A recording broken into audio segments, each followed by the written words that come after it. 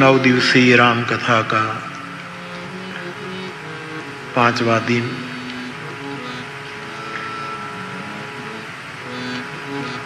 पांचवें दिन की कथा में मुझे पंच मार्ग की बात कहनी है। आइए इस मार्ग पर यात्रा का आरंभ करें, मार्गी होकर। इससे पूर्व पूज्यपाद स्वामी जी भगवान प्रणाम, पूज्य हरिओम दादा प्रणाम।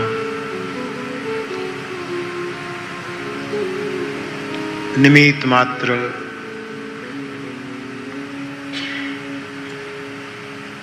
सरल स्वाभाविक पूरा परिवार और विधिविध क्षेत्र के अग्रणी आप सभी मेरे श्रोता भाई बहन सभी को व्यासपीठ से मेरा प्रणाम। जय सिया राम। आदरणीय गवर्नर साहिबा आई और आपने जो कुछ कहा आप लोग समझ गए, मुझे कुछ पता नहीं चला कि क्या कहा, लेकिन वो आई,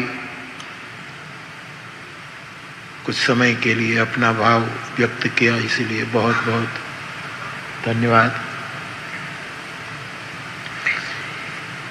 प्रतिदिन अपनी सेवा इस मेरे प्रेम यज्ञ में आहुति डालते हैं डॉक्टर साहब, और कथा को इंग्लिश में रूपांतरित करके प्रेम यज्ञ में आहुति डालने वाले हमारे परम स्नेही नरेश भाई, सभी को बहुत बहुत धन्यवाद। कल सायंकाल को जब हम मिले तब एक बेटी ने जय राम रमा रमनम शमनम भवताप भयाकुल पाहि जनम, बड़ा अच्छा अपनी कला को राम दरबार में प्रस्तुत की। खुश रहो बाप।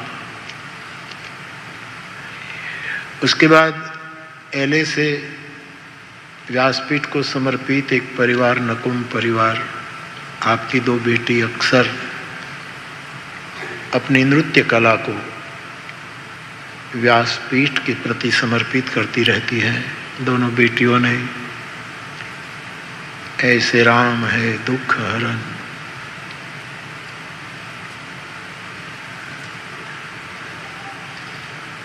वो नृत्य प्रस्तुत किया। खुश रहो। एक छोटी बच्ची भी 2 मिनट के लिए आई थी, उसने भी अपने पास जो था वो पेश किया। फिर हम सब चाहते थे, मैं भी चाहूं हर वक्त, कि जय भाई आए हैं तो कुछ बोले। व्यासपीठ के प्रति जय भाई का निष्काम सद्भाव है, कोई कामना नहीं है, कोई हेतु नहीं है, कोई लेना नहीं है उसे, केवल व्यासपीठ के प्रति एक अहेतु सद्भाव। हर वक्त जहाँ कथा होती है, अनुकूल होता है तो आ ही जाते हैं और अपना सद्भाव व्यक्त करते हैं। इस बार मदन भाई के आग्रह पर आपने हिंदी में प्रवचन किया। आपका हिंदी भी बहुत सुंदर बोल रहे थे। इंग्लिश तो आपका क्या कहे। तो जय भाई तो निर्भीकता से अपनी बातें व्यक्त करते हैं, उसके पास और बिना आधार बोलते हैं। अपना अभ्यास, अध्ययन, स्वाध्याय, कोई भी सब्जेक्ट पर, तो बहुत आनंद दिया आपने। व्यासपीठ के प्रति आप जो कहते हैं, बस मैं मेरे गुरु और हनुमान जी के चरणों में प्रार्थना करूं कि मैं इसमें खरा उतरूं, मैं उसमें खरा उतरूं, क्योंकि मैं समझता हूं कि आपका हृदय का जो भाव है और मेरी पूरी विनीत कोशिश रहती है कि मैं पास होने के लिए नहीं, मुझे संतोष हो कि मेरे प्रति जो सद्भाव था लोगों का, उसको मैंने कुछ न्याय दिया, उसको मैं। मुझे लोग पूछते हैं बापू हमें क्या करना चाहिए, हम तो 9 दिन रहकर निकल जाएंगे, आपका दायित्व है, आपके बच्चे, आपके खान पान का बहुत ध्यान रखें, क्योंकि मुझे खबर लोग देते हैं कि आजकल शाकाहारी वस्तु होती है तो भी उसमें भी कुछ ऐसा ऊपर से डालते हैं जिसमें वाइन होता है। यस, जो जैसे आप कोई, मैं कैसा समझाऊँ, मेरा विषय नहीं, कि दही वड़ा लो तो दही और वड़ा, क्योंकि इसमें भी कुछ इसका स्पेशल नाम है। वो मानते हैं कि शाकाहारी, लेकिन उसमें थोड़ा नशा होता है। हम भारतीय, गुजराती में एक कहावत है, जाग्या त्याथी सवार। अपना आहार विहार माता पिता बहुत ध्यान रखे। अब स्कूल में बालक जाते हैं, वहाँ लंच होता है, वहाँ ब्रेकफास्ट देते हैं, वहाँ भी सब कुछ बहुत ध्यान रखो, क्योंकि आहार पर हमारे यहाँ उपनिषदकारों ने कहा है, अन्नम ब्रह्मेति व्यजानात्, अन्न ब्रह्म है, अन्न से इंसान का मन निर्मित होता है, मन को ठीक रखना है। दुनिया में महाभारत काल और रामायण काल को देखकर मैं मेरी जिम्मेवारी से, गुरु कृपा से, विनम्रता, 2 वस्तु बहुत जिसने बहुत नुकसान किया, एक मद्य और दूसरा द्यूत। पूरे महाभारत की बुनियाद कोई है तो द्यूत, जुआ और मद्य। हर एक काल का ये सत्य है। और धर्मराज, धर्म पुरुष, द्रौपदी हिमालय में गिर गई, सहदेव गिर गया, नकुल गिर गया, अर्जुन और भीम जैसे सब हिमालय पहुंचे नहीं, बीच में रास्ते में हिमालय में पिघल गए, एकमात्र गया तो धर्म स्वर्ग में, वो कुत्ते के साथ जो धर्म का साक्षी था। ऐसा महापुरुष, लेकिन उसका द्यूत प्रीति, उसकी जुआ की प्रीति महाभारत में पढ़ने जैसी है। कमजोरी थी। एक वस्तु याद रखना मेरे भाई, कितना ही बड़ा व्यक्ति हो, उसमें कुछ न कुछ छोटी कमजोरी होती है, और इस छोटी कमजोरी पर हम ध्यान न दें तो नुकसान बहुत होता है। एक बहुत बड़ा जहाज हो, इसमें एक छोटा सा, थोड़ा सेंटीमीटर जितना छिद्र हो जाए, ध्यान न दे तो जहाज डूब सकता है। एक छोटा सा छिद्र एक नौका में एक रहा काणु, एक गज काणु, कालांतर में नौका डुबोने का कारण बन सकता है। तो हमारा खान पान ठीक हो, हमारा परस्पर व्यवहार ठीक हो। मैं आपको ये नहीं कहता कि आप एंजॉय, मैं कोई नियम ला देना नहीं चाहता। कल जय भाई ने बहुत अच्छी बात कही, सूत्र समझो, मैं तो इसी रूप में सुनता हूं ना। आपने कहा कि संबंध से स्नेह की पदवी, सिद्धांतों से भी स्नेह की पदवी ऊंची है। सिद्धांत तो हर युग में बदलता है, व्यक्ति व्यक्ति के बीच में बदलता है। स्नेह अमर है, स्नेह का दर्जा, सिद्धांतों से भी स्नेह ऊंचा है, ये बात न भूले। संबंध से तो आप, मैंने कल भी कहा कि आप खूब एंजॉय करो ये दुनिया को। जय भाई ने तो किताब लिखी है। अब मीरा ने कहा प्रीत किए दुख होय ये आदमी कहता प्रीत किए सुख होय। और ये पॉजिटिव दर्शन और सही है। प्रेम में सुख मिलता है, प्रेम में पीड़ा भी सुख है। प्रेम में जितना तीव्र वियोग इतना तीव्र संयोग है। आप हट नहीं सकते, भुला नहीं पाते, इतना नैकट्य है। तो जिंदगी, और ये मुल्क कितना, हिंदुस्तान जैसा तो कोई मुल्क नहीं है, गलत अर्थ मत करना, लेकिन इतनी ग्रीनरी है, पहाड़ है, पानी है, नदियां बहती है, कोई किसी के जीवन में विक्षेप नहीं करता, सब अपने अपने रूम में मौज करते हैं। और आप यहां बहुत अच्छी साधना कर सकते हैं प्रकृति के साथ। ये नेचर बरस रहा है। मैं युवान भाई बहनों को इतना ही कहता हूं, मैंने सिक्किम की कथा से कहना शुरू किया, वक्त मिलते ही मैं बोलता हूं, बार बार मैं रिपीट करता हूं कि मेरे देश के युवान और मेरे इस भूभाग में रहे मेरे भाई बहन, मैं आपसे इतना ही कि आप अच्छा खाओ, पियो એટલે પછી મારે ધ્યાન રાખવું પડે। अच्छा पियो, मौज करो, गाओ, नाचो, अच्छी फिल्म भी देखो। मैं फिल्म का गीत गा रहा हूं, मैं कोई फिल्म का गीत गाने का कलाकार हूं? मुझे गीत गाने का कलाकार होना था तो मैं पूरी ऑर्केस्ट्रा के साथ आकर के लाल पीला जब्बा पहन करके तुम्हारे सामने नाचता। मैं क्यों गाता हूं? जो पिक्चर की पंक्ति लेता हूं कि जिसमें कुछ शुभ है, कोई राग है, कोई कला है, कोई संदेश है।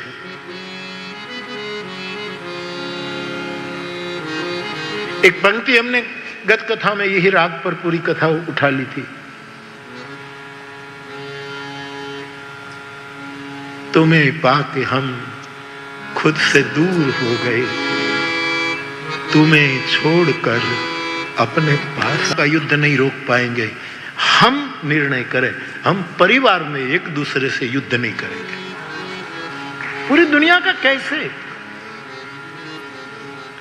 नौशीरवा के बारे में कहा जाता है या किसी के राजा के बारे में, या तो वार्ता हो, मुझे खबर, एक राजा को चीड़ थी कि धरती की रज उसके पैर को नहीं छूनी चाहिए,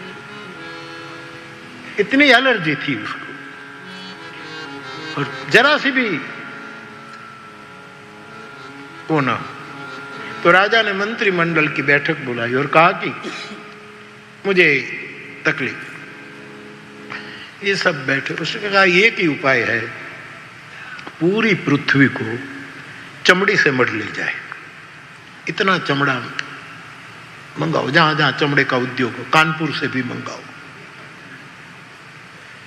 दुनिया भर से चमड़ा लाओ और चमड़े से पूरी धरती को मढ़ ली जाए, ताकि राजा निकले तो उसके पैर को मिट्टी न छुए। हम ये करते, अच्छी बात है। भगवान कृष्ण नियति को रोक नहीं पाए। जहां परात पर ब्रह्म कृष्ण नाम लेने से पवित्रता का फुमारा फूटता है साहब, वो कृष्ण युद्धवादी है, फिर भी वो कहता है अर्जुन युद्धाय कृत निश्चय, लेकिन युद्ध का ज्वर नहीं होना चाहिए। गीता का विगत ज्वर, युद्ध का बुखार नहीं होना चाहिए। अर्जुन तू लड़।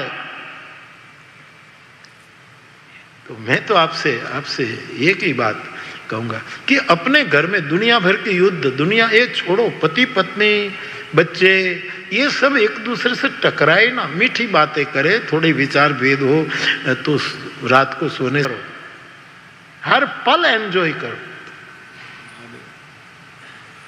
बहुत ज्यादा भूतकाल में मत जाओ, अतीत में, पास्ट में जाओ ही नहीं। उसने मुझे ये कहा था, उसने थोड़ा, मैंने क्रोध के बारे में भी कहा, बहुत लोग पूछ रहे क्रोध के बारे में, क्योंकि आज की एक बहुत बड़ी समस्या है, आदमी को बार बार एकदम टेम्पर, एकदम क्रोधी हो जाता है आदमी, इसका बार बार प्रश्न आता है।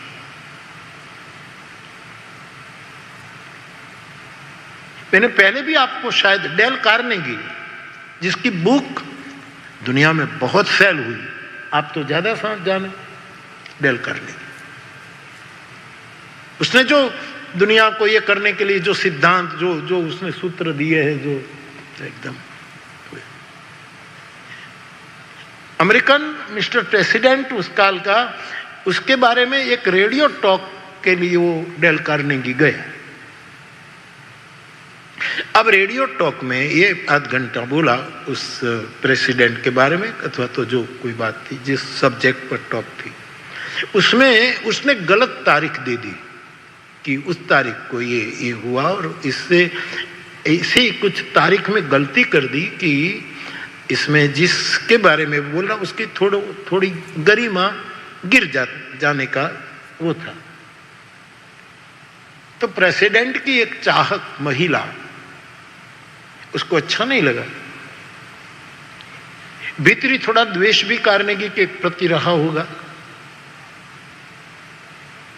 तो उसने एक बहुत कठोर पत्र लिखा कि आप बिना जाने प्रेसिडेंट के बारे में तारीख का, जिसको तारीख नो खबर नहीं, तिथि वार नहीं खबर नहीं, तो मैं आम बोले जाओ छो, एवी जे बात लोग करें, आपने ये कर दिया, गरिमा घटा कम कर दिया, आदि आदि। और डेल कार्नेगी को भी इतना गुस्सा आ गया कि पूछो मत। रात को बैठा, शाम को जितने अब शब्द लिखे जाए वो सब उस महिला पर इतना खारो थे हुए। ऐसा लंबा पत्र लिखा, तू आम से, तू ये है, तू ये है, तुम कुछ पता नहीं, कुछ पता नहीं। रात के 10 बज गए, इतना बड़ा लंबा पत्र लिखा, फिर पढ़ा 2-3 बार, ओ अच्छा ठीक है। फिर सोचा कि कल भेजूंगा, टेबल पर रख दिया, सो गया। कल हुई, फिर पढ़ा तो उसको हुआ कि इतना लिखने की कोई जरूरत ही नहीं थी साहब, थोड़ा धैर्य रखो, क्रोध उतर जाएगा। पास्ट को भूलो, भूलना ही पड़ेगा। आप कहेंगे कि भूला नहीं जाता, लेकिन भूलना ही पड़ेगा, तभी सुख मिलेगा। भविष्य की चिंता भी छोड़ो, कल क्या हो क्या पता, वर्तमान में जीना है। आगे भी या नहीं न तू, पीछे भी, जो भी है बस यही एक पल है, वर्तमान में जीना। तुम्हें मेरे युवान भाई, आप मौज करो। हमारे टीचर कौन थे? इज्जत भाई टीचर थे मेरे, इज्जत भाई त्रिवेदी, हमारे महुआ के भावनगर। मैं तो खुश हूँ। हाँ, अरे बेस हूँ, 200 पाड़ो भाई। મને નથી આવડતું, મને ન આવડે। એ કોકને બદલે કોકનું મોઢું આવી જશે, એને કરતા રહેવા। अच्छा, बहुत सालों से, कितने पुराने हैं हमारे फोटो। ट्राई फिर कर दूंगा, आपका फोटो खींचूंगा। ला ला ला, अभी पलकों में, पल में जियो, पल में जियो, कल पर नहीं, पल में जियो। ला, हरिओम मने શીખવજો ભાઈ, કેમ આમ આવી તે કઈ કથાઓ હોતી હશે। અત્યંત આધુનિક ટેકનોલોજી છે, બહુમૂલ્ય। હા, બસ અહીંયા ક્લિક જ કરવાનું। અહીંયા જો, હા જો, હા અહીંયા જો।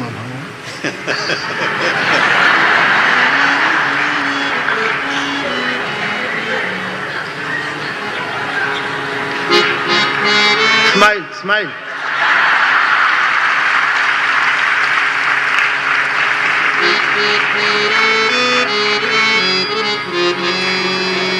जिस दिल से उतारी तस्वीर तेरी, जिस दिल से उतारी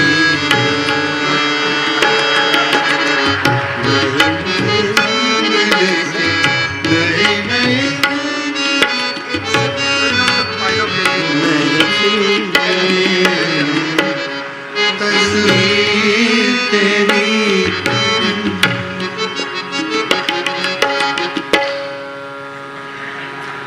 पढ़ियो के नहीं? देखो तो सही। आया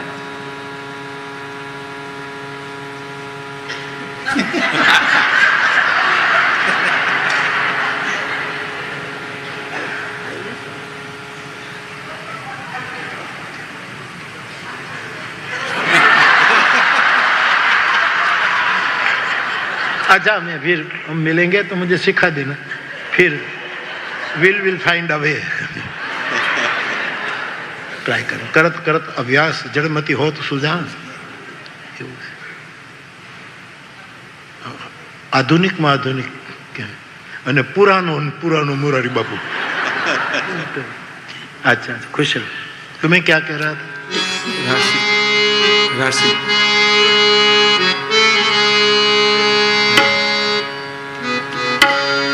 मनु पटेल।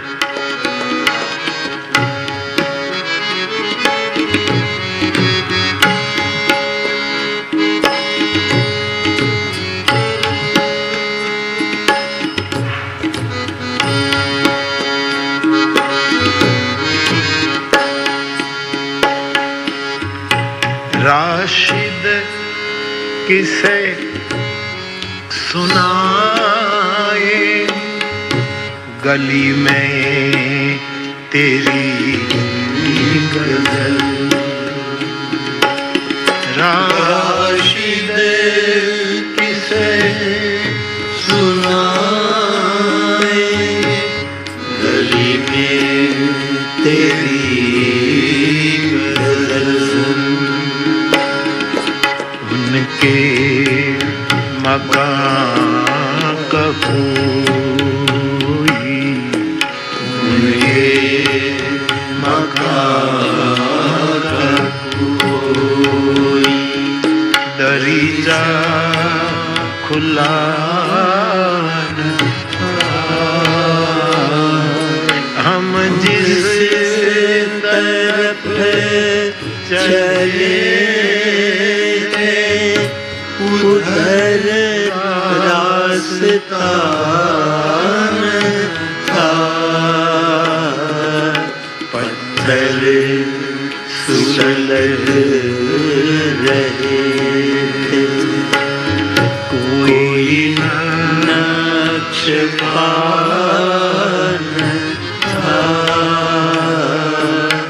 पत्थर सुलग रहे। शायर कहता है कि हम गली गली में घूम रहे हैं, कोई हमारी बात सुने, लेकिन उनके मकान का कोई पर्दा, गलीचा, खिड़की खुली ही नहीं, बंधियार चित। जहां से शुभ मिले उसका स्वीकार कर। परमात्मा ने दुनिया बनाई है ऐसा ही नहीं, सूत्र को ध्यान में लो। परमात्मा ने दुनिया बनाई है ये तो है, चलो, लेकिन बात सुनो, परमात्मा ने दुनिया बनाई ही नहीं, परमात्मा ही दुनिया बन गया है। सर्वम खाप करो। शाम को घर आओ, परिवार के साथ भोजन किया, बातें की, हंसी विनोद किया, फिर आप सोने गए अपने कमरे में। अब सोने के सिवा कोई काम बाकी नहीं, फिर भी कोई किताब पढ़ ली, अच्छी कविता पढ़ी, अच्छी नॉवेल पढ़ी, अच्छी कुछ अच्छा गाना सुना, कोई गीत सुना, कोई पद सुना, कोई शास्त्रीय संगीत सुना, सुन लिया। ब्रज जन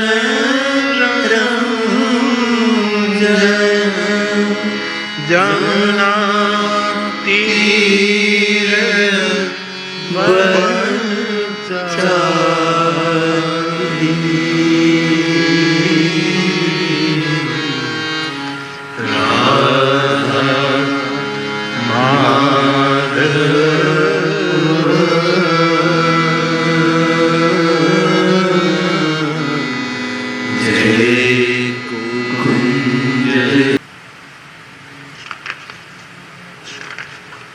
एक मिनट।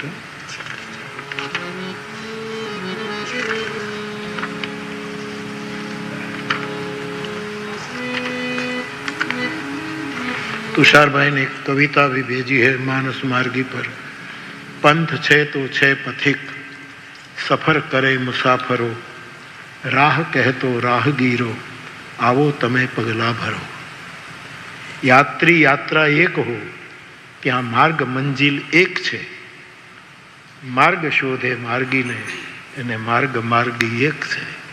સુંદર કવિતા તુષારભાઈ લખી।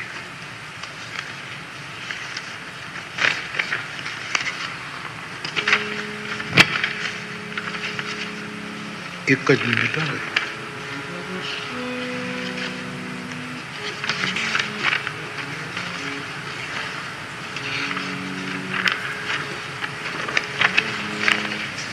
नीलेश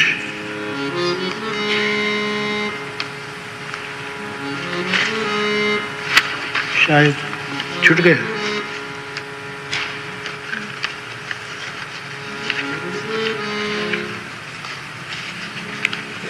उसने पूछा है कि बापू मार्ग और मार्ग में अंतर क्या है, शब्द और शब्द में अंतर क्या है, ये प्रश्न पदराई भाई ने पूछा।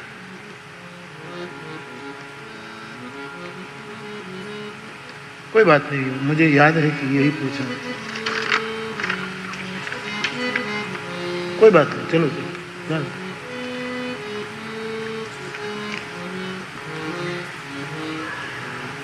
फोटोग्राफर તમે લઈ નથી क्या नहीं?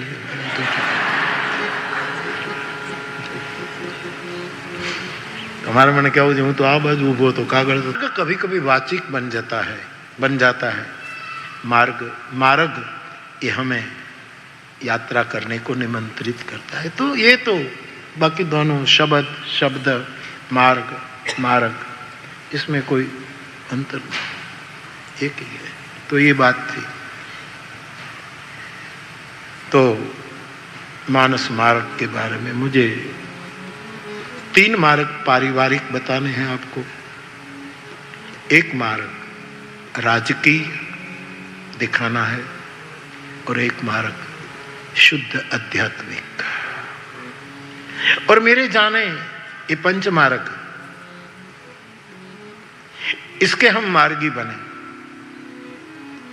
और पारिवारिक संबंधों में मैं 3 बातें आपके सामने रखना हूं। मैं बोलूं तुरंत उसके बारे में सोचना नहीं, प्लीज। मैं पूरा बोल लूं उसके बाद निर्णय करना, वरना आप अब सोचना शुरू कर देंगे तो कहे बापू ने ऐसा क्यों कहा। एक मार्ग, बेटा बाप के मार्ग पर चले। अब ये मत सोचने लगना कि बाप ठीक नहीं है, दुराचारी है, कुमार्गी है, फिर भी हम चले।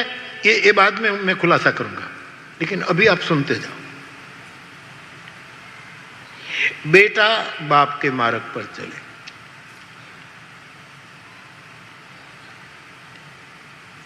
इस पर भी जल्दी प्रतिक्रिया मत देना। दूसरे सूत्र पर, पत्नी पति के मार्ग पर चले। शांति रखना, हम क्यों चले ही हमारी पाछળ નો આવે, અમે શું કામ ચમાડીએ। હમણાં નહીં તો 1 મિનિટ। हाँ भाई આમાં છે। हाँ बापू प्रणाम, दूर सुदूर थी आपना चरणों में प्रणाम। मार्ग અને માર્ગ બંનેમાં ભેદ ખરો કે કેવળ ઉચ્ચારણ પૂરતો જ? શબ્દ અને શબ્દ માટે પણ મને આવો જ પ્રશ્ન થાય, સ્પષ્ટ કરવા વિનંતી। फिर काले में बोले पोस्ट कार्ड वाली स्वामी राम तीर्थ की बात की थी, उसके बारे में मिल गया।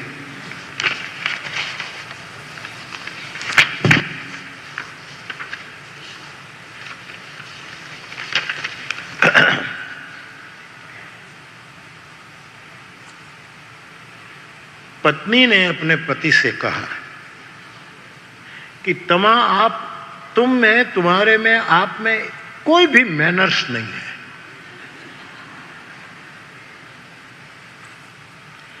मैं 1 घंटे से बोल कर रही हूं और आप बगासा खाओ छो। कोई मैनर्स? मैं बोली जा रही हूं 1 घंटे से और आप बगासा खाओ। तो हस्बैंड बोला, अरे हूँ बगासा नहीं खातो, बोलवानी कोशिश करूं। मैं भी बोलूं। તું જૈસા બોલ ફેંકે એસી બેટિંગ કરું, લેકિન બગાસું થઈ જાય છે, બોલાતું નથી. તારા પાસે કેમ બોલાય? નેતિ નેતિ નેતિ.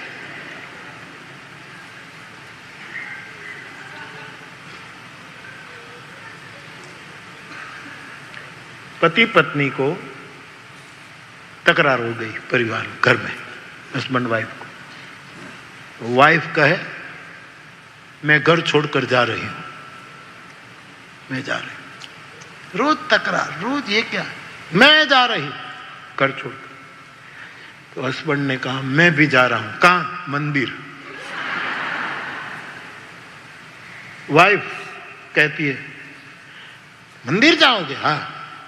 आप जितनी बाधा रखोगे मंदिर में जाकर, हूं पाछी आवવાની નથી. કોઈ લોકો બાધા રાખવા નથી તો પૂરી કરવા જાઉં છું. મેં બાધા માની હતી કે આ ક્યારે જાય અને શું મારી બાધા પૂરી કરવા માટે નાળિયેર વધેરવા જાઉં છું. બાધા પૂરી કરવા આ મારું નથી, આ તમે કોઈક મોકલ્યું છે, એનો સદુપયોગ કરો.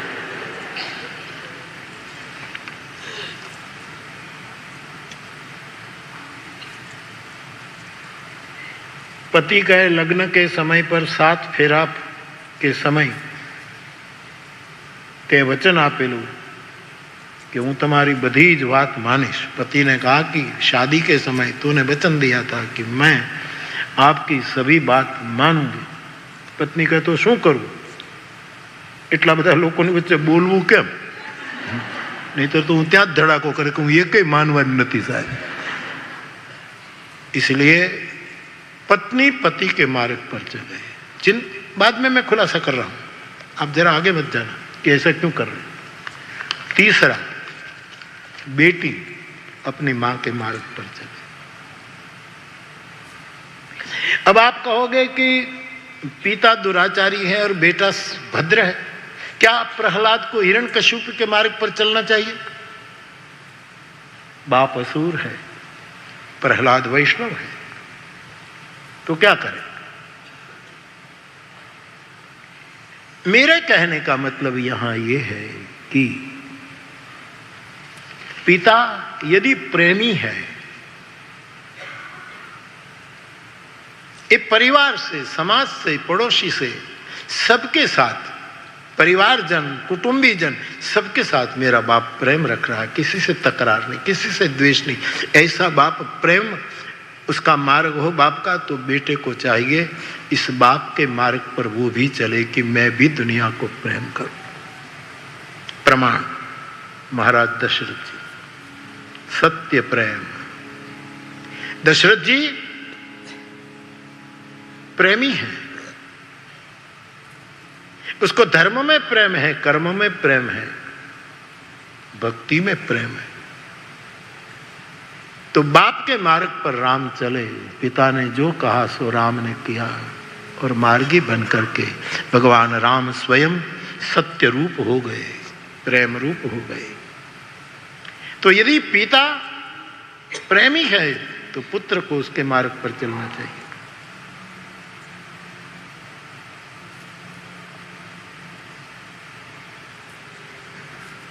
पति प्रेमी है,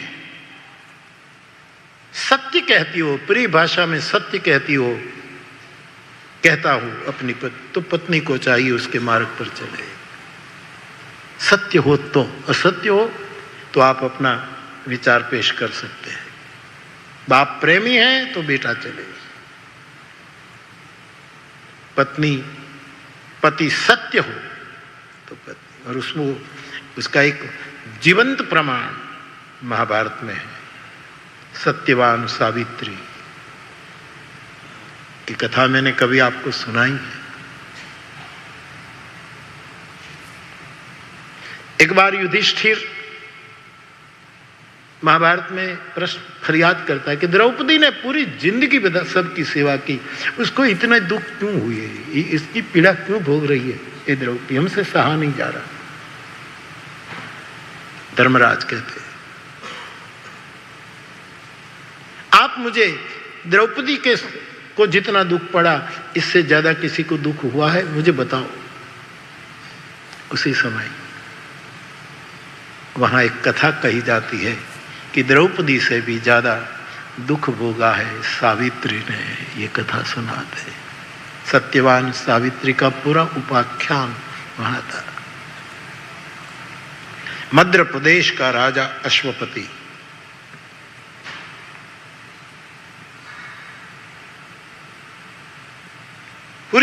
पूरा इतिहास महाभारत में पेश किया है। और शाल्व देश का राजा, दुश्मनों ने उसका राज ले लिया था, तो वन में रहते थे, पति पत्नी, आंख भी चली गई थी। उसकी बेटी सावित्री है। उसकी यहां अश्वपति की बेटी सावित्री है और उसका बेटा सत्यवान है। उसकी कथा कहते। एक बार ऐसा हुआ कि सावित्री को उसके माता पिता ने कहा कि बेटा तू बहुत सुंदर है, गुणवान है, शीलवान है, हम तुम्हें इजाजत देते हैं कि तुझे अपने अनुरूप कोई भी पुरुष पसंद पड़े। वो ये पहले छूट दी जाती थी, मैं बिल्कुल साधारण कह रहा हूं। माँ बाप कहे वहीं शादी करो, ये मर्यादा है, माँ बाप अनुभवी है, ठीक वर घर सब देख करके कहेंगे। लेकिन ये भी स्वतंत्रता यहां दी गई है 5000 साल पहले कि बेटी तुम्हें अनुकूल हो, ऐसे पुरुष से तू जीवन जोड़ सकती है। और उसी समय सावित्री कहती है कि मुझे एक पुरुष बहुत पसंद है। बेटी कौन? तो बोले सत्यवान। सत्यवान? हाँ, हर प्रकार से मुझे पसंद है, आप मुझे आशीर्वाद दो। उसी समय नारद जी बोलते हैं कि सत्यवान के माँ बाप गरीब है, वन में है, उसका राज छीन लिया गया। तुम इतने बड़े राजा की बेटी हो, वहां ठीक से रह पाओगे? रह पाओगे। मैं प्यार करती हूं, मैं पसंद करती हूं, मैं और कुछ नहीं देखती। तो नारद जी ने कसौटी करते हुए दूसरी बात कही कि उसका आयुष्य 1 साल ही है, तेरी मांग का सिंदूर मिट जाएगा। अभी भी बोले भले 1 साल तो 1 साल, गरीब तो गरीब, लेकिन मुझे सत्यवान प्रिय है। मुझे अच्छा लगता है प्रसंग। व्यास लिखित प्रस्तुति मेरी है और उसको छूट दी गई। दोनों वर पक्ष के और कन्या पक्ष के नारद के द्वारा मिलाए जाते हैं। और सत्यवान का बाप कहता है कि बेटी तू मेरे बेटे को पसंद करती है, लेकिन हम जंगल में रह रहे हैं, कुछ नहीं है। ये मेरा बेटा लकड़ी काटता है, कठियारा जैसा लकड़हारा बन चुका है, उस पर हमारा गुजारा है। तू इतनी बड़ी सुशील, इतनी बड़ी समृद्ध, हम तुझे कैसे रखें? नहीं पिताजी, आपके कदमों पर मैं चलूंगी, मेरे पति के कदमों पर, और मुझे आप। फिर तो गौरधारणा खाई लीजा, सगाई हो गई हो तो चौथा वरदान। और बेटी तूने मुझे बाप कहा तो मैं तुम्हें क्या करियावर दूं? अच्छे मार्ग के मार्गी बनने का ये परिणाम है, ये फल है। और उसी समय आखिरी बात, तूने मुझे बाप कहा, तू मेरी बेटी हो, तूने पुत्र मांगा, सत्यवान से तुम्हें पुत्र की प्राप्ति होगी। और बेटा जा, तूने 4 वरदान मांगा, मैंने दिया, लेकिन अब तुम दोनों 400 साल जियोगे। 400 साल का वरदान दिया और 400 साल तक उसका दी। इसी अर्थ में मैं कह रहा हूं कि बाप यदि प्रेमी है तो बेटा उनके मार्ग पर चले, पति यदि सत्यपरायण है तो पत्नी उसके मार्ग पर चले।